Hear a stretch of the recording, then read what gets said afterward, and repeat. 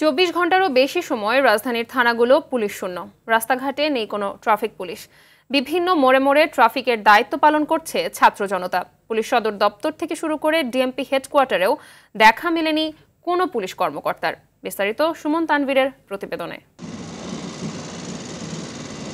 তিলোত্তমা নগরী ঢাকা। ব্যস্ত এ শহরে ২৪ ঘন্টারও বেশি সময় ধরে নেই পুলিশের কোনো দেখা। গুরুত্বপূর্ণ সিগন্যালগুলোতে দায়িত্ব পালন করতে দেখা যায় ছাত্র জনতাকে। রাজধানীর বিজয় সরণি। ছাত্র জনতার বিজয়ের পর পুলিশ শূন্য হয়ে যাওয়া রাজধানীর ব্যস্ততম পয়েন্টগুলোতে ট্রাফিক ব্যবস্থাপনারও দায়িত্ব নিয়েছে তারা। অফিসে যেতে লেগে দেখি এখানে খুব পরিস্থিতি খারাপ। আমার এই ভাইয়েরা, ছাত্র ভাইয়েরা, এরা অনেক কষ্ট করে নিয়ন্ত্রণ করতেছে। যাচ্ছিলাম এই পাশ দিয়ে, যাওয়ার সময় দেখি যে ছাত্ররাই নামছে, আমার বাইরে নামছে। তো আমরা দাঁড়ায় থাকি কিভাবে? রাস্তার পাশে গাড়ি দাঁড় করে আমি নিজে নামছি, ট্রাই করতেছি ওনাদেরকে সাপোর্ট দেওয়ার জন্য। শুধু বিজয় সরণি নয়, কাকরাইল থেকে শুরু করে মিরপুর, মালিবাগ সব জায়গাতেই দেখা যায় ট্রাফিক ব্যবস্থাপনায় শিক্ষার্থীদের সরব উপস্থিতি। ১০০ গ্রাম রাঁধুনি হলুদ বা মরিচের গুঁড়ার সাথে 2টি এবং 200 গ্রামের সাথে 4টি রাঁধুনি স্বাদ মেশালি ফ্রি। তারা বলছেন, আন্দোলনে অংশ নেওয়া শিক্ষার্থীরা আলোচনার মাধ্যমে ভাগ করে নিয়েছেন বিভিন্ন পয়েন্ট। ওদের ফোন দিয়ে বললাম যে মিরপুরে কিছু ভলান্টিয়ার পাঠাও, এখানে অনেক জ্যাম।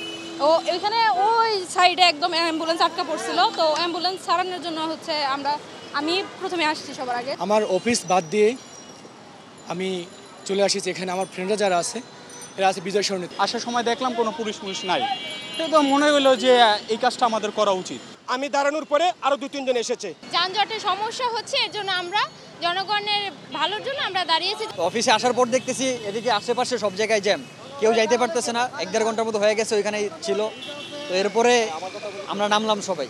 শুধু রাজপথে নয়, রাজধানীর থানাগুলোও পুলিশ শূন্য। কিছু থানাতে তো রীতিমতো তালা ঝুলছে। মিন্টু রোডের ডিএমপি হেডকোয়ার্টারে কর্মকর্তা তো দূরে থাক, নেই নিরাপত্তার দায়িত্বে থাকা গেটম্যানও। জানতাম না, আমি আসতাম না। জানতেন না? না, সত্যিকার প্লিজ আমি জানি না। পুলিশ ক্লিয়ারেন্স সার্টিফিকেটের জন্য কি আছে দেখতেছি না তো কাউকে। সবাই চলে গেছে, যে যার যার মতো চলে গেছে।